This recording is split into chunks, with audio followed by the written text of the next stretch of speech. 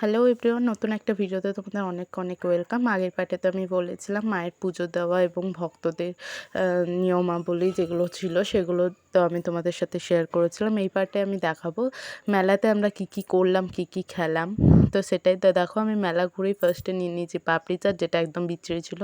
তারপরে বাবা চপ খাচ্ছিলো, তো আমরাও একটু চপ খেয়ে নিলাম, যেটা মোটামুটি ছিল। তারপরে লেবু জল, যদিও আমি ঠান্ডা জিনিস খাই না, তবুও আমি একটু ওই স্টাইল মেরে আর কি নিয়েছিলাম। এর আগে আবার ওরা আইসক্রিমও খেয়েছিল, যেটা আমি বললাম ঠান্ডা খায় না, তো আমিও আইসক্রিম খাই না। আর এখানে আমি চাউমিন নিয়ে ওয়েট করছিলাম যে মারা কখন আসবে।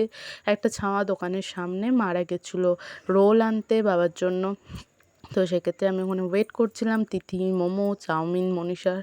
তো সেজন্য ওগুলো ধরে আমি ওয়েট করছিলাম। আর বাড়ি যাওয়ার বহুত তাড়া, এই সময় খুব গরম লেগে গিয়েছিলো, মানে ঘর যেতে হবে। এই যে মোমো চলে এসছে, এগ রোলের ফুটেজ নিতে আমি ভুলে গেছি, আর আইসক্রিমেরও ফুটেজ নিতে আমি ভুলে গেছি। আর এই যে চাউমিন।